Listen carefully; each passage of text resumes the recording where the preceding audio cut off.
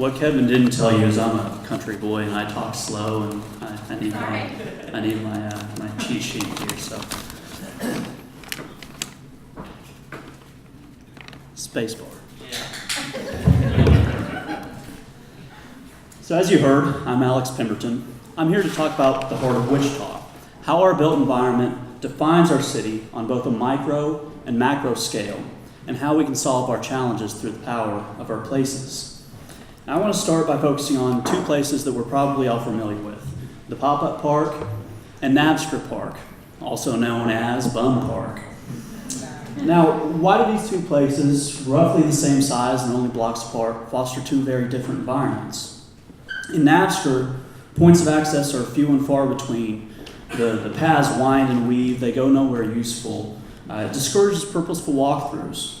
Most of the seating is clustered back in a corner, and it creates a hidden gathering spot for those who don't want to be seen.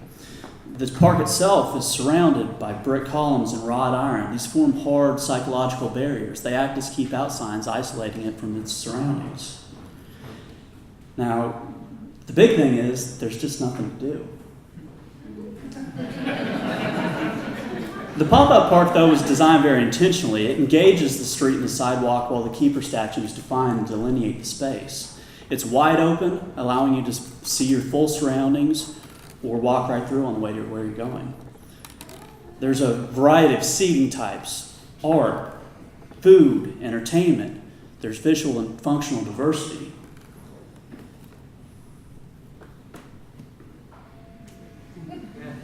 These are all things that foster interaction and inclusion. Now, the same principles that we observe in these two parks, we can see on a macro scale in our city as a whole, because cities are more than just buildings and pavement. They're dynamic, vital organisms. Take College Hill, my neighborhood.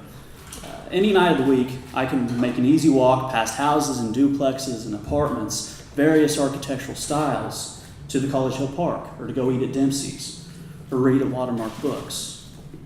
There's visual and functional diversity. And I always run into somebody that I know when I do such things, just like at the pop-up park. Most of our neighborhoods, though, are designed intentionally to exclude, with limited points of access and windy, confusing streets that don't connect each other, just like Navstra Park. The houses are all the same size, the same style, and they cater to the same type of people. When we can see these design choices manifest in the 4 challenges identified by James Chung, we can also see a new way forward by returning to our heart. We have a human capital challenge with a huge boomer population soon to age out of the workforce, and difficulty attracting and retaining the millennials that will take their place. And to understand millennials, like all generations, we look at how and why they spend their money, and what we're finding is that they're valuing authenticity over order, and experiential wealth over physical wealth. Now, these are the same type of lifestyles that urban neighborhoods facilitate. And if we're to appeal to a new generation of leaders, we need places that embody their values.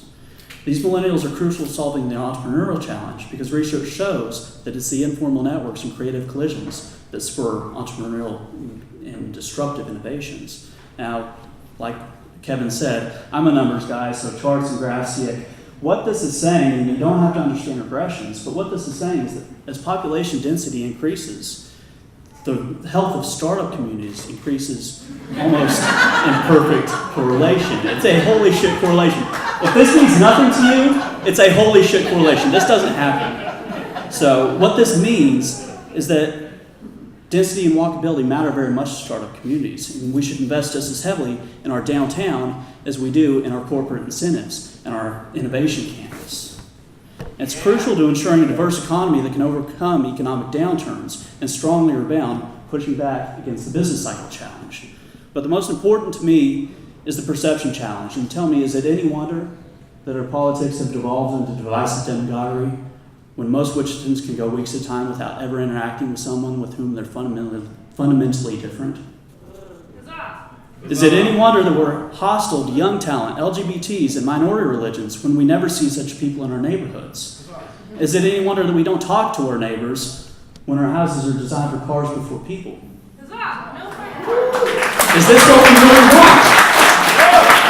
Now, most people in this room, I assume, are not planners or architects or developers, But they're not the only people who build cities. We all do. And we all must be conscious of the places that we inhabit and how they influence us. We need to choose neighborhoods that engage rather than exclude, and choose houses that integrate rather than isolate. And instead of displaying generosity by paying it forward in the Starbucks drive-thru, I challenge everybody in this room tonight to go down and see Janelle, pick up the 3x5 Wichita flag, take it to the nearest neighbor you haven't met, ask them to fly and get to know them. Flag it forward with Wichita pride, because we can get the heart of Wichita pumping strongly again, but it's going to happen person to person, front porch to front porch, and stranger to neighbor. Thank you.